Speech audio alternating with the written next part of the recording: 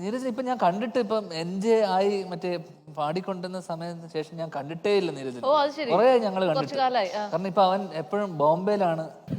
ഇപ്പൊ എറണാകുളത്തുണ്ടെങ്കിലും ബോംബെയിലാണെന്നാണ് പറയുന്നത്രേ. അപ്പൊ ബോംബെയിലാണത്രേ പുള്ളി ഇപ്പം ബേസ് ഒക്കെ. കാരണം അവൻ അവൻ മറ്റേ നെറ്റ്ഫ്ലിക്സിനും ഇതിനു വേണ്ടിയിട്ട് ഒരു സാധനം ചെയ്തു, ആമസോണിന് വേണ്ടി ഇത് ചെയ്തു. അതെ അതെ. അപ്പൊ നീരജിനെ പറ്റി പെട്ടെന്ന് ഓർക്കുവാണെങ്കിൽ എന്താ സംഭവം എന്ന് വെച്ച് കഴിഞ്ഞാൽ സൈമ അവാർഡ്സ് എന്ന് പറഞ്ഞൊരു ഫംഗ്ഷൻ നടക്കുന്നുണ്ട്. ഇത് ഞാൻ കണ്ട കാര്യം കണ്ടല്ല, അജു കണ്ടിട്ട് എന്നോട് പറഞ്ഞ. ഓക്കെ. സൈമ അവാർഡ്സ് ഫംഗ്ഷൻ നടക്കുക, സിംഗപ്പൂര് നടക്കുക. അന്ന് നിവിനുണ്ട്, അജു ഉണ്ട്. അപ്പം അന്ന് ഒരു ആഫ്റ്റർ പാർട്ടി ഉണ്ടാവുമല്ലോ, പാർട്ടി. അപ്പോൾ അന്നത്തെ വലിയ സ്റ്റാർസ് തെലുങ്കിൽ നിന്നൊക്കെയുള്ള അല്ലു അർജുൻ്റെയോ അങ്ങനെ ആരുടെ ഒരു ഹോട്ടലിൽ വെച്ചിട്ട് വലിയ പാർട്ടി, ആഫ്റ്റർ പാർട്ടി.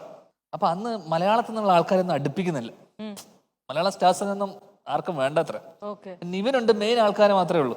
അപ്പൊ നിവിന് കുറച്ചു നേരം കഴിഞ്ഞപ്പോ അജുനെ വിളിച്ചോണ്ടാ നീ വാന്ന് പറഞ്ഞിട്ട് അപ്പം മലയാളത്തിൽ നിന്ന് ആരുമില്ല. അപ്പൊ നിവിന് പറഞ്ഞോടാ ഇവിടെ നമ്മള് മലയാളികൾ ആരും ഇല്ല, ആരും അടുപ്പിക്കുന്നില്ല, അവരുടെ ആൾക്കാരൊക്കെ ഉള്ള മാത്രമേ ഉള്ളൂ, നീ ഒന്ന് വാന്നൊക്കെ പറഞ്ഞ് ഇങ്ങനെ വരുന്നു, വിളിച്ചു വരുന്നു. അജു ഈ പറയുന്ന സ്ഥലത്തേക്ക് അപ്പം ബൗൺസേഴ്സും ബോഡി ഗാർഡ്സ് ഒക്കെ നിൽക്കുക, റാണയുണ്ട്, അള്ളു അർജുനുണ്ട്, ഇവരൊക്കെ നിൽക്കുന്ന സമയത്ത് അജു നിവിന് പറഞ്ഞിട്ടാ ഞാൻ നിവിന്റെ ഫ്രണ്ടാന്നൊക്കെ പറഞ്ഞ കം എന്നൊക്കെ പറഞ്ഞിട്ട് ഈ അജുവിന് അകത്തോട്ട് കയറി പോകുന്ന സമയത്ത് അവിടെ കുറെ ആൾക്കാർ ഇങ്ങനെ കൂടി നിന്നിട്ട് ഭയങ്കര തിരക്ക് അവിടെ. അപ്പൊ അവിടെ എനിക്കൊന്ന് തൃഷ ഇവര് അങ്ങനത്തെ സമാന്ത വലിയ വലിയ ആൾക്കാരൊക്കെ ഡാൻസ് കളിക്കുക. ഈ ഒരു ഡാൻസ് കളിക്കുന്ന സമയത്ത് നടുവിൽ ഒരാൾ ഇങ്ങനെ ഡാൻസ് കളിക്കുന്നുണ്ട്.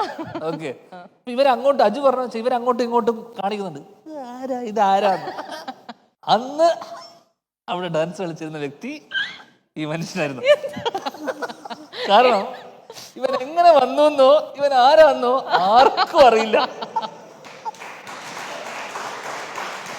ഓക്കെ, അപ്പൊ അജു വിചാരിക്കുക അജു ഇവനെങ്ങനെ ഇതിന് വലിഞ്ഞു കയറി എന്നുള്ളത്.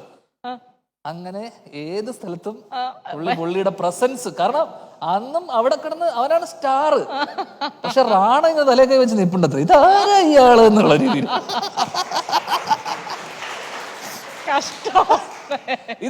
ഇതിന് എനിക്ക് യാതൊരു പങ്കുമില്ല. ഈ കഥ പറഞ്ഞ് ഉണ്ടാക്കിയ ഞാനല്ല, ഇത് പിന്നെ നടന്ന കാര്യം എന്നുള്ളത്. കാരണം അജുവും നിവിനും സാക്ഷിയാണ് ഇതിന്. അപ്പൊ അജു എന്നോട് പറഞ്ഞ കഥ കേട്ടോ.